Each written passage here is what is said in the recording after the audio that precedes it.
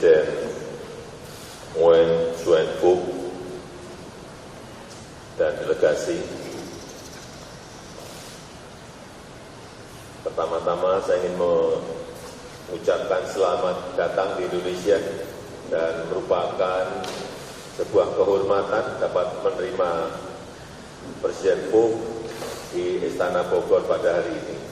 Vietnam merupakan mitra strategis Indonesia sejak tahun 2013 dan pada pertemuan tadi kita telah membahas berbagai peningkatan kemitraan strategis baik secara bilateral maupun kawasan. Dalam konteks kerjasama bilateral beberapa hal telah dibahas. Yang pertama, upaya peningkatan perdagangan kedua negara.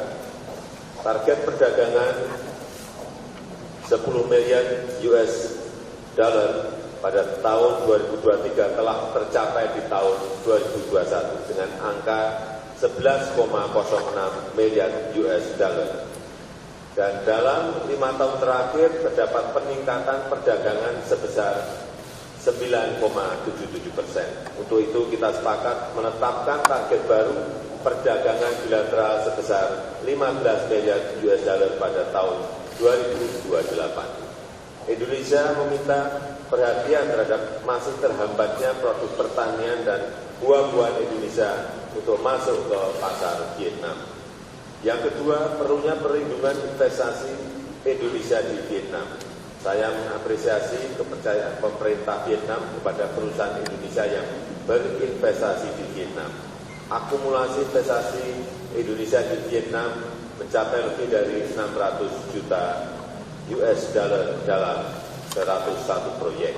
Saya mengharapkan penyelesaian beberapa isu yang dialami investor Indonesia yang akan mendorong investasi baru di masa mendatang. Yang ketiga, penguatan kerjasama di bidang energi bersih dan energi baru terbarukan. Saya menyambut baik penandatanganan MOU kerjasama energi dan sumber daya mineral. Hal ini dapat mendorong pengembangan pembangkit listrik tenaga matahari, tenaga hidrogen, dan smart grid. Saya juga menyambut baik rencana kolaborasi Vietnam dengan perusahaan BUMN dan perusahaan-perusahaan di Indonesia seperti PT ITM dan PT Wima untuk pemasaran motor listrik gesit di Vietnam. Indonesia Battery Corporation IBC untuk investasi pada pembuatan baterai EV dan PT Inka untuk pembelian komponen bis listrik. Yang keempat, peningkatan konektivitas kedua negara. Kita harus segera mengembalikan arus lalu lintas barang dan wisatawan seperti masa pra-pandemi. Rute penerbangan langsung antar pusat bisnis dan pariwisata kedua negara harus direvitalisasi. Maskapai dari kedua negara diharapkan dapat memfinalisasi rencana rute penerbangan baru dari Da Nang ke Denpasar dan Ho Chi Minh, Jakarta, maupun penambahan rute penerbangan Jakarta Ho Chi Minh City. Yang kelima, perundingan zona ekonomi eksklusif Republik Indonesia dan Vietnam. Setelah melakukan perundingan intensif selama 12 tahun, Indonesia dan Vietnam akhirnya dapat menyelesaikan perundingan mengenai garis batas ZEE kedua negara berdasarkan UNCLOS 1982.